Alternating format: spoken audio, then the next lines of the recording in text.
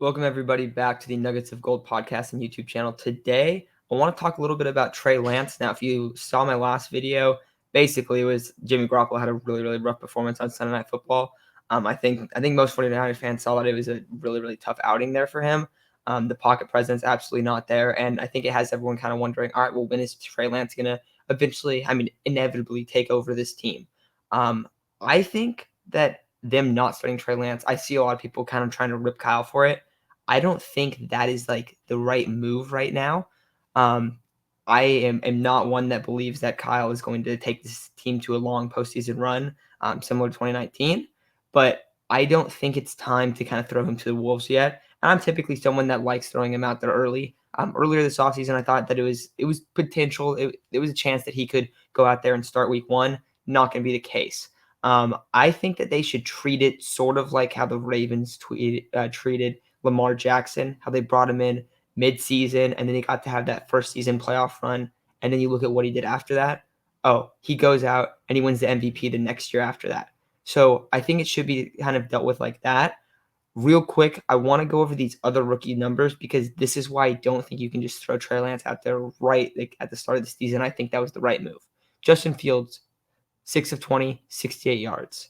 He had 3 feet of net passing. 3 feet if you take out the sacks.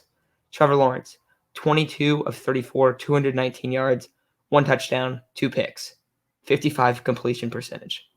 Mac Jones, 30 of 51 for 270 yards, a touchdown, 3 picks. Zach Wilson, 19 of 35 for 160 yards, no touchdowns, 2 picks. Over the course of the season, he has 2 touchdowns and 7 interceptions. So all these guys have heavily struggled, but we haven't seen Trey Lance in there. I get like the frustration of wanting him out there. Trust me, I want to see Trey Lance too. I have a Trey Lance jersey. I love Trey Lance. But I think waiting until after the bye against the Colts is the smart move. I think that gives you, all right, we've seen film on our team. We see, this is where guys are open. This is the guys you need to hit. They can show Trey that. Trey's an immensely smart kid. He is very smart. Graduated both high school and college early. He's gonna get it like kind of like faster than most guys will, I want to say. He's when they talk about him, they talk about how he's like a sponge and he just absorbs everything around him, right? So he's gonna eventually figure out. He also has very little college starting experience, and he hasn't played at the speed of the NFL that much. At the same time, I think that dealing with his like inconsistencies and problems are a lot better than going out there and dealing with Jimmy Garoppolo's because like the pocket presence of like you don't get taught to spin around in the pocket like that. That makes I've never seen that before. I don't get that at all. You also see that he's throwing stuff across the middle and guys are getting their heads taken off. Deebo Samuel, give that man an award for sitting in there and getting hit in the head probably like 5 times on Sunday night. That is like Deebo's going home and he's like, dude, I'm going to get killed out here. It is brutal. You see why Brandon Ayuk isn't used as much anymore? That's because Brandon Ayuk's game is built around playing outside the numbers, playing out there, outside the hashes, outside the tackle boxes. He's had to kind of change up his game. And then you look at it and you go, okay, when do we see him on Sunday? Going across the middle. That's not really his game. So he's having to adapt. Props to him for going out there and adapting. I think he's going to be fine long term. I was happy to see him utilize a little bit more. But when they bring in Trey Lance, you're going to be able to really open up this offense because the field isn't the tackle boxes. And that's what it often feels like when Jimmy Garoppolo is under center. Everything is within the tackle boxes downfield.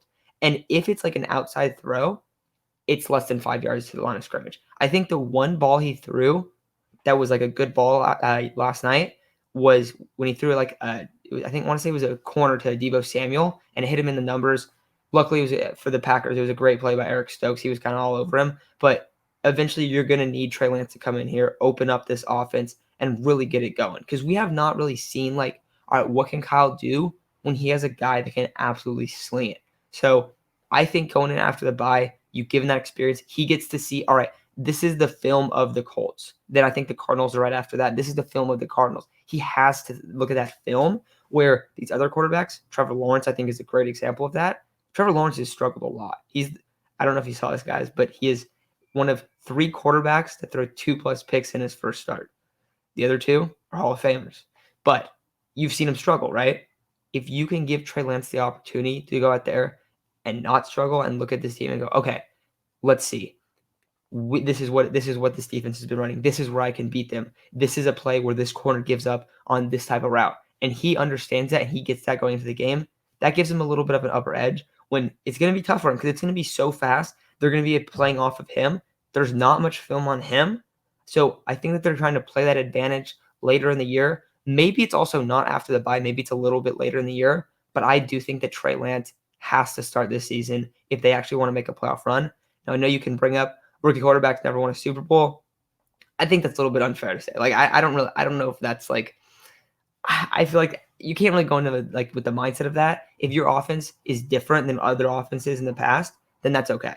But I really like the idea of bringing him in, letting him, like Lamar Jackson was, letting him have an opportunity, go out there. And if they lose this year, guys, we got to remember the number one priority is Trey Lance's development. So you go in and you go, okay, Trey let's say he gets 8 games, right?